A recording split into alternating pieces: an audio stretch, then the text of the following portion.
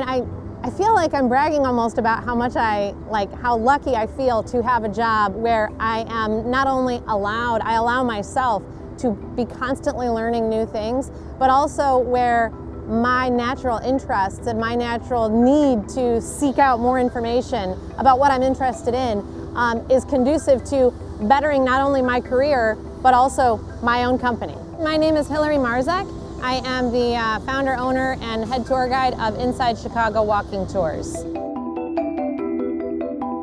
I was going to get a PhD in comparative literature. I knew I wanted to be a teacher somehow. I just decided after grad school that I did not want to get the PhD, and so I needed some kind of summer job in order to have some income.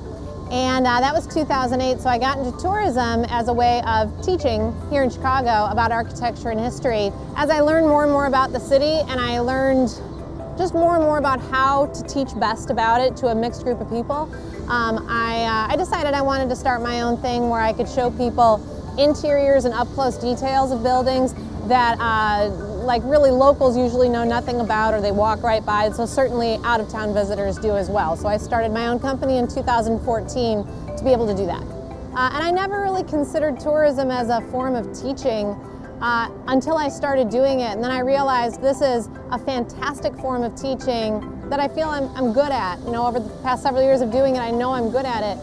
And I don't have to grade papers. It's this wonderful kind of best kept secret in the world of teaching, because you get to teach about stuff that you're interested in to people who, for the most part, are interested.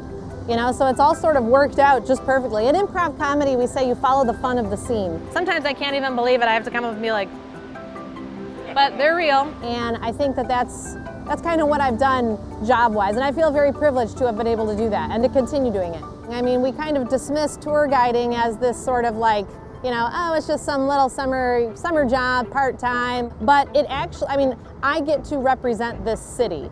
And so I think that my background in having lived in a couple other places and traveled a little bit has definitely opened up my own eyes about what a gift that we have here in Chicago and how underrepresented it can be.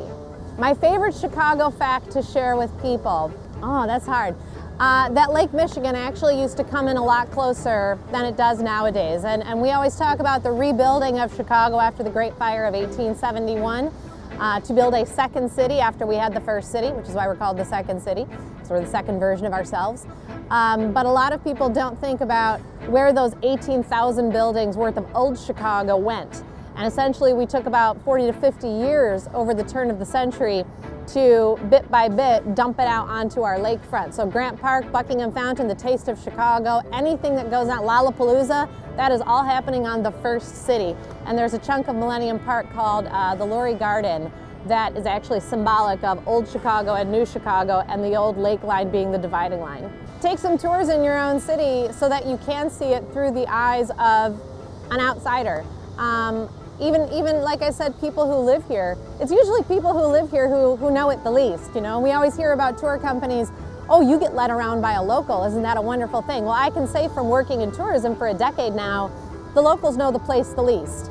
You know, so I would say start with a curiosity in general, and start small with a curiosity about your own surroundings, and then kind of branch out. So travel in general, and especially look at your own hometown as a place where other people come to travel. So try and see it through new eyes in small ways.